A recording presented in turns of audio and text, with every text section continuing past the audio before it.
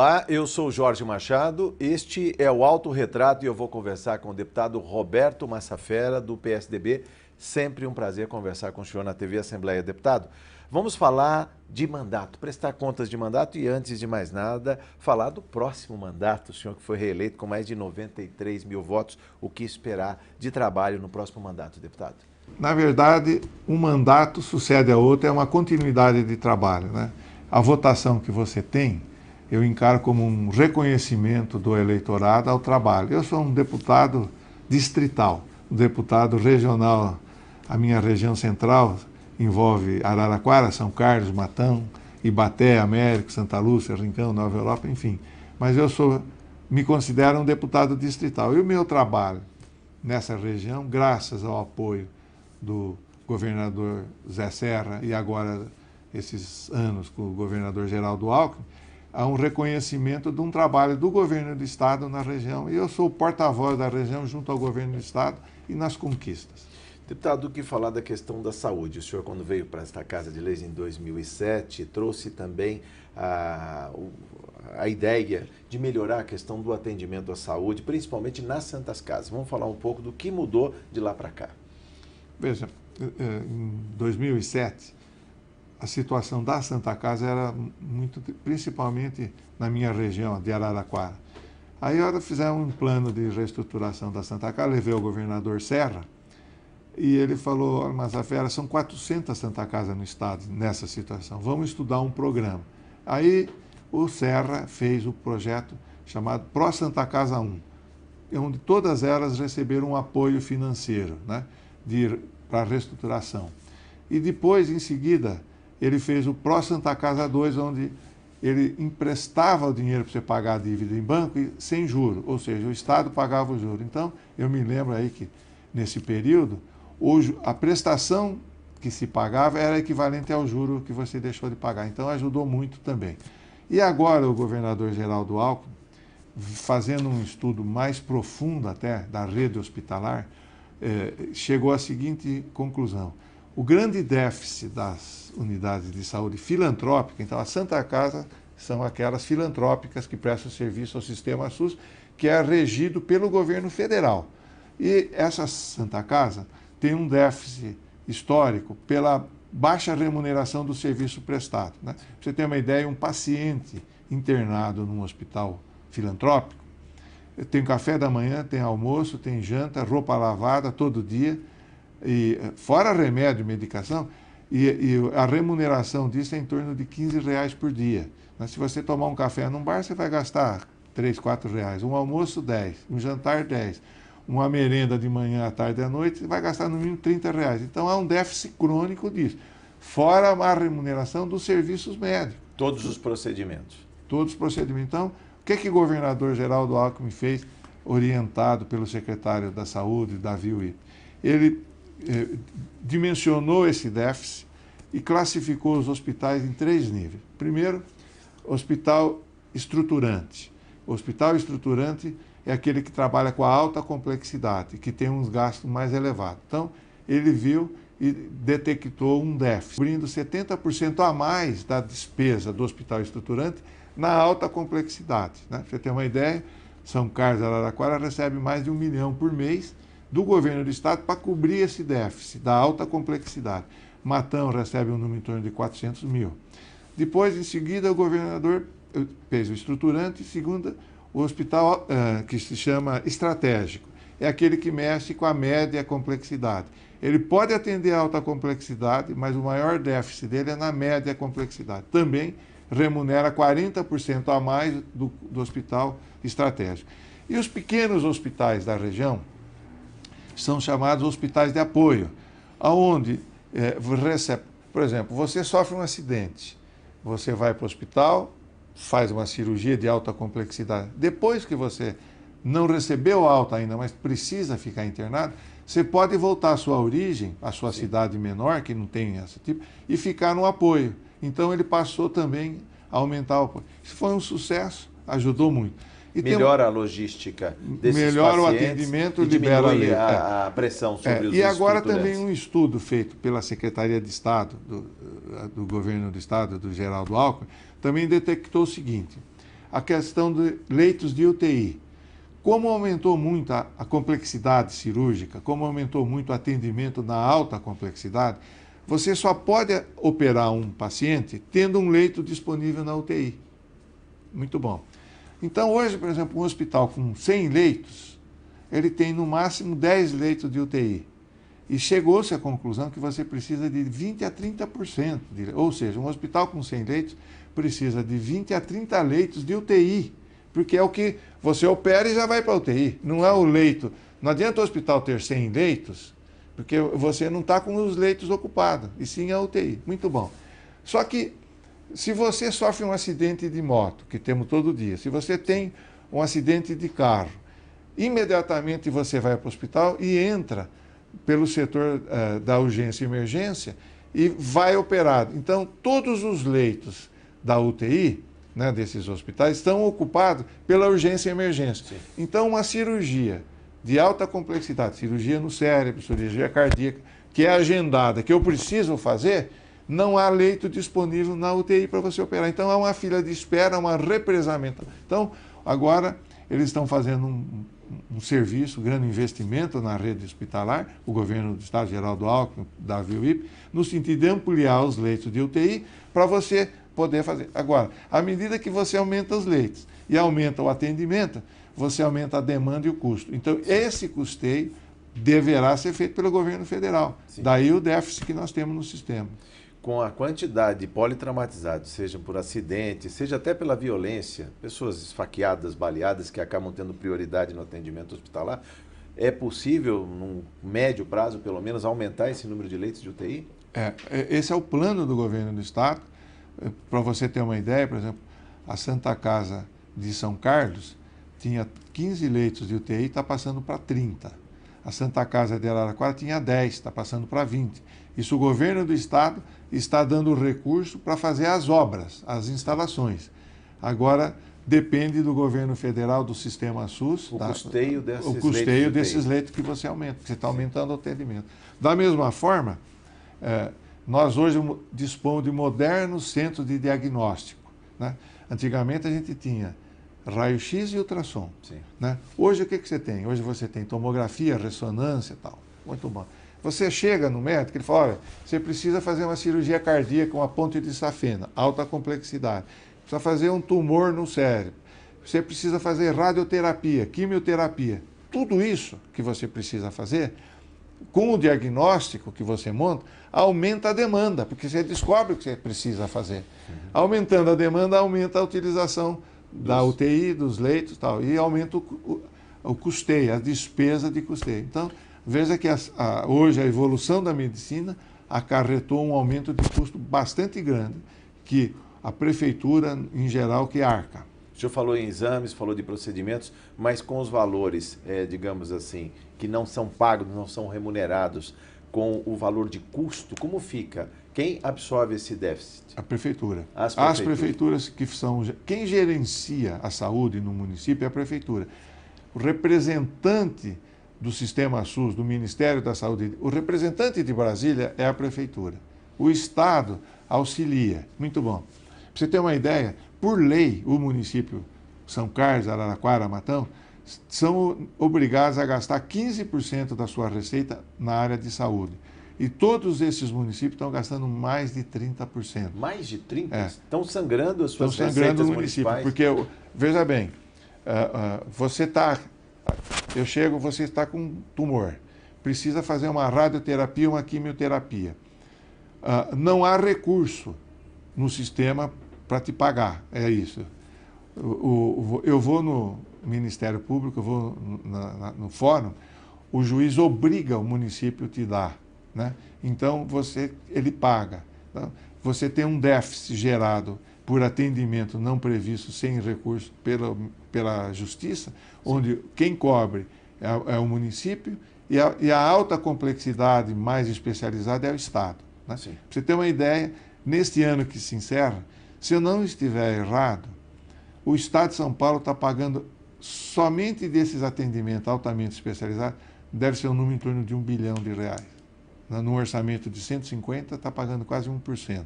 E o município, no caso de São Carlos ou Araraquara, estão gastando aí na base de 1 milhão por ano nesse atendimento, cumprindo sentença judicial, né? E agora nós estamos tendo outras novidades na saúde, né? Além da judicialização, né?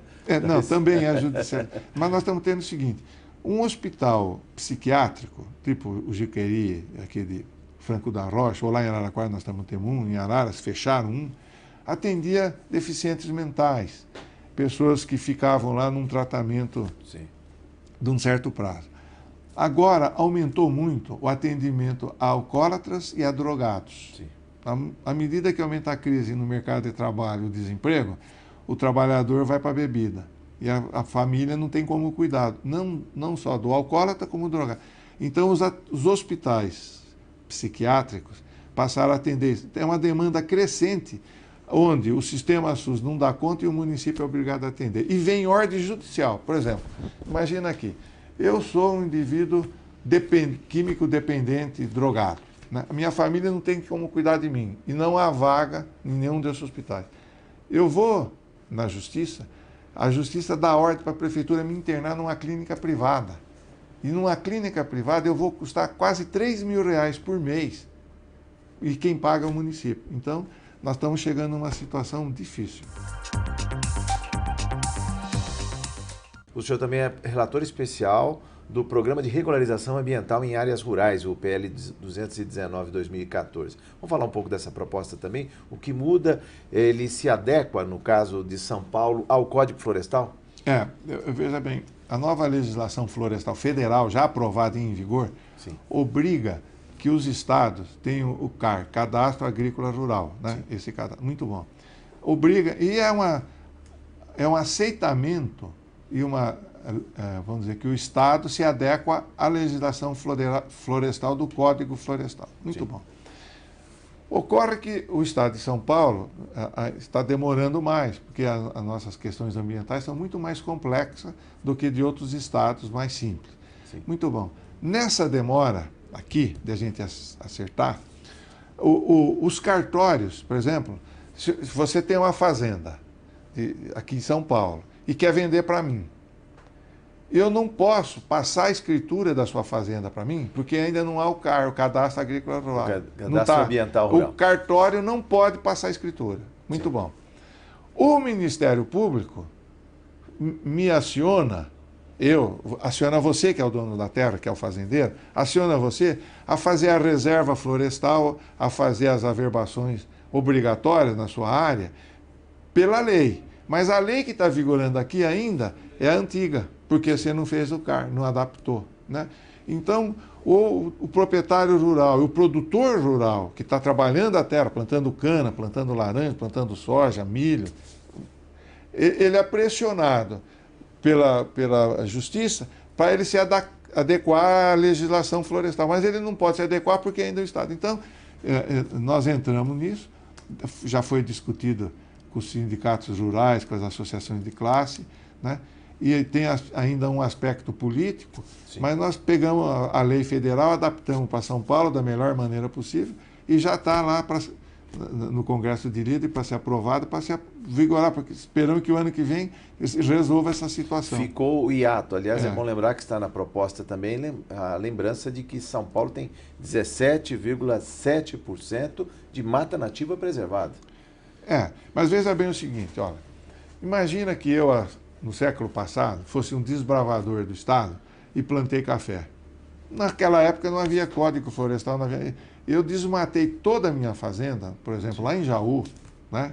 Ou Barra Bonita, e plantei café. Não deixei reserva, apenas preservei as nascentes. A legislação exige que 20% dessa área seja em reserva florestal, e eu não deixei. Né? Agora, você comprou uma terra hoje que tinha mata. Você pôde desmatar 80% da sua fazenda e preservar 20%. Então, você preservou, eu não. Então, a lei agora me obriga a reflorestar.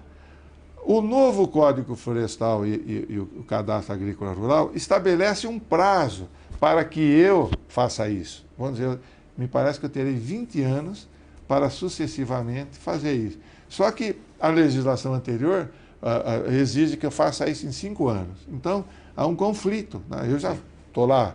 Então, isso que nós resolvemos agora com a nova legislação. Incentivo ao leite e à laranja, que é um produto aqui de nós todos paulistas. Aliás, o Brasil é um player mundial aí nesta commodity que é o suco de laranja. Há quantas anos? Olha, o leite em São Paulo foi minguando. Com a valorização das terras, não se compensou a pecuária nossa, que é a pecuária extensiva, né? Então, a região de Descalvado, São Carlos, Minas Araraquara, eram grandes bacias leiteiras. Com a terra valorizando, com o aumento da laranja, da cana, se erradicou a pecuária de São Paulo e foi para Minas, foi para Goiás, Mato Grosso. Muito bom. Você compra o leite lá e traz para São Paulo, para engarrafar. Então, por exemplo, a Nestlé tem uma fábrica em Araras, tem uma fábrica em Araraquara que faz o leite lá. Sim, processa o leite. Processa o leite e vende. E muitas vezes vendido em Minas ou Goiás até, né? O leite vem de Minas, vem de Goiás, do Mato Grosso e do Rio Grande do Sul. Para Araras, para Araraquara, para envasar a Nestlé. Quanto custa esse frete? Né? E esse leite, ao entrar em São Paulo, pagava ICM. Então tinha toda uma barreira. Aí o governador Geraldo Alckmin, atendendo o setor, ele isentou o leite produzido em São Paulo. Então, o leite que você tiver em São Paulo, nas terras que não serve para cana, com declividade ou para laranja, ou as terras que têm doença na laranja, você pode fazer pastagem, ele incentivou. Então, o que acontece? Estamos restabelecendo a bacia leiteira de Descalvado, Porto Ferreira, São Carlos, produzindo leite. Esse leite fica isento, é engarrafado, aí a empresa vende e aí vai pagar o imposto já no leite engarrafado. Foi uma maneira de restabelecer a produção leiteira no estado de São Paulo, com sucesso. Aliás, um desafio planetário, produzir e consumir perto, né, para não ter que ter esse deslocamento e o gasto do frete, né? Pra você ter uma ideia, uma vaca normal, sei lá, que atende um bezerro, ela produz 5 litros de leite por dia. Uma vaca holandesa, assim, pastoragem, produz 10. E uma vaca holandesa, bem tratada, confinada dentro de técnica, ela pode produzir 20, 25 litros, né? Então, você tem tecnologia hoje de alimentação e tal, sim. E isso daí São Paulo está na frente. Então, São Paulo está na frente, não só na bacia leiteira, como na avicultura, na produção de frango, como na suinocultura, enfim, então... Questão da laranja também, vamos falar. Esse aí há um problema sério aí com o setor, aliás, a erradicação de milhares, milhões de pés de laranja em São Paulo. Por quê, deputado? O que está acontecendo com a laranja? A laranja é um problema contínuo. A monocultura produz doenças não conhecidas, né? Então, nós temos mais antiga assim, doença, o cancro cítrico. Então, as indústrias fizeram a tal de Fundecitrus, que pesquisou o cancro cítrico, estudou variedades genéticas, fez todo um trabalho muito bem feito de combater o cancro cítrico. Em seguida, quando estava se resolvendo o cancro cítrico, nós tivemos o tal de amarelinha. E também depois nós tivemos a tal de morte súbita. E agora nós temos o tal de greening, né? Então, é um setor que sofre exatamente pela extensão, pela monocultura, né? Segunda coisa, você está combatendo, mas chega uma hora que você tem que erradicar o pomar, a hora que o greening atinge um certo... Você tem que erradicar e plantar algumas variedades mais resistentes. Sim. Então, o produtor hoje, ele não tem remuneração adequada para erradicar o pomar e fazer outro. Então, o que ele faz? Quando o pomar dele chegou ao ponto de não produzir mais, ele erradica o pomar e planta a cana. Sim. Então, esse é o ponto do produtor. Aí nós temos a questão do consumo, né? O suco de laranja, em termos mundial, ele atingiu um patamar de consumo. E no Brasil, se você precisar de vitamina C, você pode tomar uma vitamina que ela absorve. Nos países nórdicos, de clima mais temperado, frio, neve, Estados Unidos, Japão, no inverno, você não pode tomar vitamina C que o organismo não absorve. Você tem que tomar suco, a vitamina C. Então, o que fizeram os concorrentes? Descobrir alternativas de suco. Então, você tem outras frutas tipo, que tem as vitaminas, sei lá, caju, strawberry agora. Então, você tem alternativas que concorrem. E também o consumo dos tais de isotônicos, né? Eu tomava suco de laranja antes de ir para a ginástica. Agora eu tomo um isotônico. Então, houve uma queda de consumo. Um apelo mais forte de outras bebidas, vamos dizer assim, que não o suco de laranja tradicional. A Coca-Cola, por exemplo, chegou num limite de consumo per capita no mundo. E eles passaram as alternativas e chegaram à conclusão de suco. Então, suco de laranja, depois o suco de uva, depois o suco de caju, enfim. Água de coco. Água de coco. Água. Então, na verdade, é uma questão de mercado. Então, você tem o preço do suco limitado pelo mercado, a doença e o produtor com alternativa. O senhor falou em plantio de cana no estado de São Paulo e as usinas, algumas usinas, inclusive, fecharam, pararam a produção esse ano. Há uma crise no setor. E como desatar esse nó? É muito simples. Por exemplo, o governo federal tem uma política para o setor de álcool, suco alqueiro. O governo federal precisa, por exemplo, aumentar o consumo de álcool na mistura da gasolina. 1 litro de álcool custa hoje aí na usina, vamos dizer, 1,20, 1,30. A Petrobras compra por 1,20, 1,30 da usina, mistura na gasolina, hoje 20%, e vende essa gasolina por quanto? R$3. R$3. Muito bem. Então, ela tem lucro. Então, se você tem produção de álcool, ela pode aumentar até 30% esse consumo, porque ela está tendo lucro. O governo federal, congelando o preço da gasolina, congelou do álcool, né? Então, o setor ficou muito penalizado no preço. Quer dizer, a gasolina ficou congelada a R$ 2,50, o álcool ficou congelado a R$1 e não dava a remuneração adequada. Agora que eles liberaram o preço da gasolina, sim, o álcool já subiu, então já está adequando. Mas foi uma falta de política. E quer ver? As usinas investiram muito na cogeração de energia. Com bagaço de cana. O bagaço de cana produz energia elétrica. A usina faz a energia, liga na rede, a rede distribui. E onde não tiver a rede ligada, ela tem que puxar. E o governo não fez isso. Então, por exemplo, se eu tenho uma usina em Goiás, uma usina em Mato Grosso, eu fiz a cogeração, aí eu estou com a energia pronta e não liga na rede porque eu não tenho dinheiro e eles não financiaram. Então, mas essa energia que está próxima do mercado consumidor não é muito mais barata do que trazer a energia da Amazônia num leão, transformar, rebaixar essa tensão? Como é que é isso, deputado? Não. Por exemplo, a energia hidrelétrica. O governo fez um projeto, a mais barata que tem é a energia da água, a hidrelétrica. Quando tem água, né, deputado? Não, mas, por exemplo, na Rondônia, o Rio Madeira, esse ano choveu tanto que deu 19 metros acima do nível. Então, sim, na Rondônia tem água. Fizeram na Rondônia um investimento de 2 hidrelétricas, Santo Antônio e Giral, lá no Rio Madeira, que esse ano subiu 19 metros acima. Quer dizer, a água que está faltando aqui está sobrando lá, né? Esse é o problema climático que nós vivemos. Rondônia produz energia em corrente contínua, 500 mil megawatts, coisa parecida. Essa energia vem até São Paulo. Em São Paulo nós temos uma estação rebaixadora, que ela vem em corrente contínua. Aqui em São Paulo ela é rebaixada para corrente alternada e é lançada na rede, né? A subestação rebaixadora e distribuidora já está pronta. Lá na sua cidade, Araraquara. Lá em Araraquara, por acaso, por isso que eu sei bem. A rede de transmissão da Rondônia até aqui não está pronta ainda. Então você tem um déficit de rede que ficou de se fazer, ainda não está pronto. Bom, quando isso estiver pronto, você terá energia mais barata do que você tirar ou do álcool. Agora, o governo federal, mal orientado, incentivou o consumo de energia elétrica gerada pelas termoelétricas, do carvão e do diesel. Fez no Rio Grande do Sul usinas térmicas. Então, por exemplo, uma usina de álcool produz energia e vende na rede, vamos falar, $100 a megawatt. Essa hidrelétrica que vem lá da Rondônia e vai distribuir em São Paulo, será vendida por $50, $70. As hidrelétricas de São Paulo vendem energia por $70. Né? Muito bem. A energia que o governo federal fez lá no sul, gerada pelas térmicas de carvão ou diesel, está sendo vendido por $400.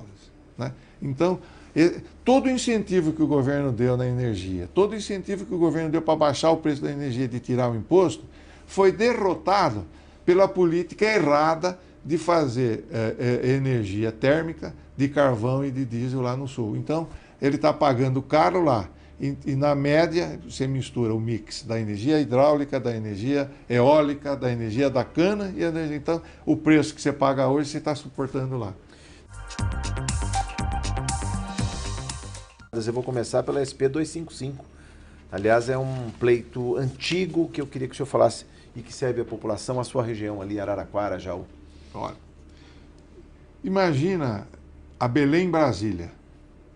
Tudo que vai para Brasília, que o Juscelino fez, vai pela Belém-Brasília.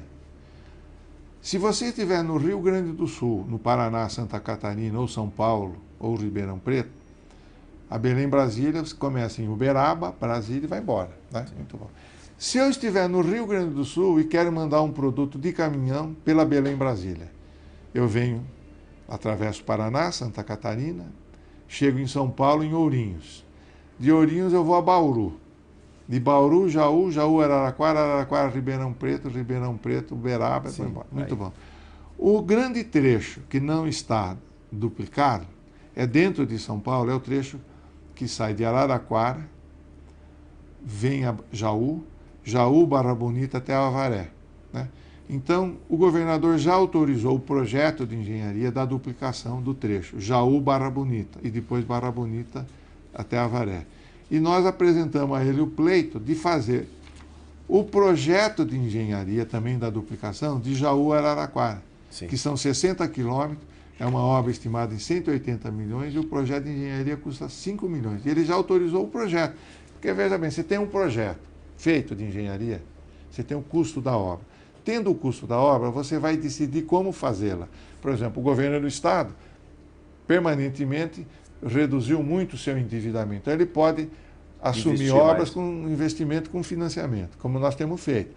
Então, essa obra, tendo um projeto e tendo um orçamento, ela poderá ser feito investimento do Estado, poderá ser feita uma concessão rodoviária, que nós já temos um modelo de sucesso no Estado de São Paulo, e poderá ser feita uma parceria público-privada. Então, o governador, tendo em mãos o projeto de engenharia e o custo, ele opta qual é a solução. Agora, a reeleito, ele vai ter 4 anos para fazer isso. Além da João Ribeiro de Barros, a SP 255, eu queria falar também, ainda há tempo, para falar da rodovia Faria Lima, a SP 326, a Tambaú, Casa Branca. Vamos falar um pouco do seu olhar de engenheiro para obras de mobilidade. Eu vou te falar, por exemplo, Tambaú, Casa Branca. Se você estiver em Tambaú e vai para Casa Branca, é uma rodovia vicinal. Existe um trechinho que vai de Tambaú na direção de Casa Branca, tem 6 quilômetros, que ainda está na terra, sem asfalto. Vai até um riozinho ali. Desse rio até Casa Branca, já são 12 quilômetros, já está asfaltado. Então falta terminar os 6 quilômetros.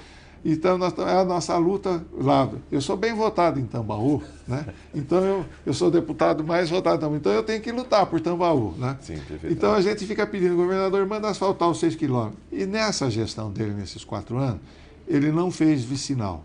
Ele não atuou em vicinal nenhuma. Não posso reclamar porque ele não fez para ninguém. E fica o pleito, né? A gente vai pedindo até que uma hora ele faz. Mas o governador investiu muito na recuperação das estradas eixo, nas rodovias, não só duplicando, né, como recapeando. Então, temos muitas estradas. Então, entramos aí no caso da Faria Lima.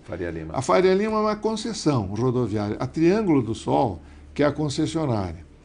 E ela deverá, e ficou um trecho que vai de Matão a Guariba, na pista simples, porque dependia de licença ambiental, de autorização, de desapropriações. Mas tinham, no contrato de concessão da Triângulo do Sol com o governo do Estado, na Faria Lima, eles cuidam, deveriam duplicar, se o número de veículo podia chamar VDM, veículo diário... a média diária de veículos 10 circulando. mil veículos dia, tem que ser. Então, agora atingiu. Então, o pleito de duplicar esse trecho não é o governo do Estado que vai fazer, sim a concessionária Triângulo do Sol, que já está com os projetos de engenharia prontos, já está fazendo. E a informação que eu tive, a última informação, é que eles estavam dependendo de licença ambiental para derrubar umas árvores e tal, e começar o serviço. O que esperar deste próximo mandato?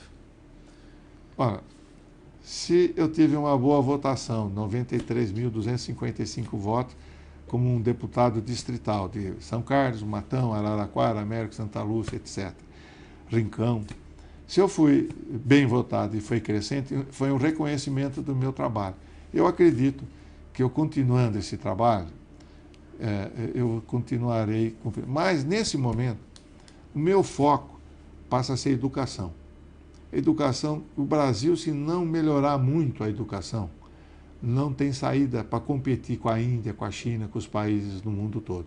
E o governador Geraldo Alckmin, com essa perspectiva, tem investido na escola de tempo integral. Para você ter uma ideia, o Estado tem 5.000 escolas funcionando. E de tempo integral, ele já fez 200. E ele pretende chegar a 1.000, ou seja, 20% das escolas no Estado serão de tempo integral para o menino. É um passo muito grande. Paralelamente a isso, ele tem dado já um esforço muito grande na área técnica, nas escolas técnicas, as ETECs, do Paulo Souza.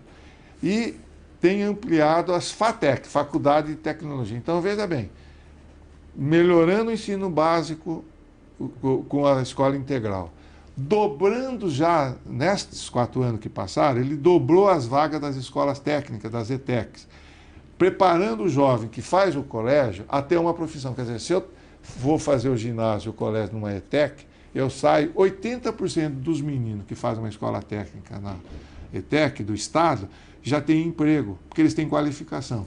Sim. E depois eu posso fazer numa FATEC, Faculdade de Tecnologia. Para você ter uma ideia, o governador autorizou, Geraldo Alckmin, autorizou uma FATEC em São Carlos e uma em Araraquara. E agora nós já conseguimos uma para Matão.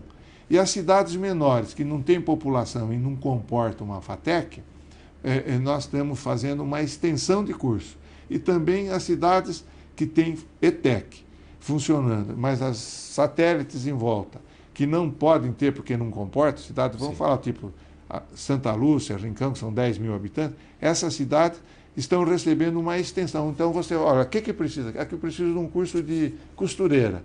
Então o governo monta lá uma sala, um curso, que os professores vão dar o curso dessa cidade que chama-se extensão. Então, esse esforço que o governador Geraldo Alckmin tem feito em São Paulo é um esforço brilhante que está evoluindo, revolucionando a nossa educação.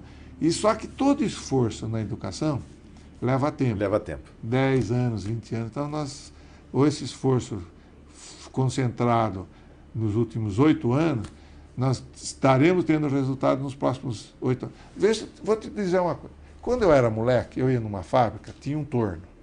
O torneiro pegava uma peça de ferro, punha lá toda aquela coisa, tinha um desenho do lado, e ele ia torneando aquela peça, olhando o desenho e fazendo as coisas, fazia com perfeição. Era o torneiro mecânico. Então, se eu quisesse ser torneiro mecânico, eu ia para uma ETEC, uma escola técnica, já existia lá em Araraquara, na Ferraz, em São Carlos, aprendia a ser torneiro mecânico.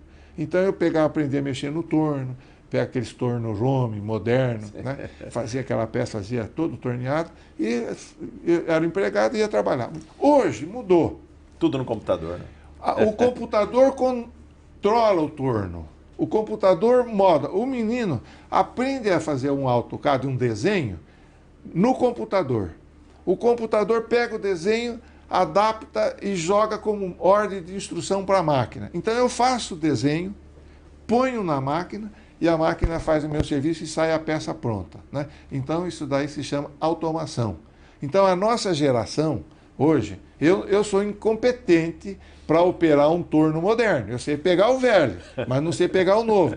E as empresas, hoje, só tem torno moderno, não tem mais os tornos velhos. Então eu já estou sucateado. Mas o jovem de 18 anos, que vai numa ETEC, aprende a usar, programar, fazer o desenho e usar a máquina, então é essa qualificação que nós damos para a indústria aeronáutica, para a indústria mecânica, termomecânica, para medicamento, mudou tudo. Então, o jovem tem que ser qualificado, porque se você pegar um moleque que vai numa escola normal, recebe uma educação normal, ou ele vai para frente para fazer curso superior para ser médico, engenheiro, advogado, ou ele não está qualificado para o mercado de trabalho. Esse é o grande esforço que o governo do Estado tem feito, e esse é o nosso esforço para mudar o Brasil. E São Paulo está na frente. Deputado Roberto Massafera, muito obrigado por sua entrevista. A TV Assembleia agradece e sucesso na sua nova empreitada. Muito obrigado.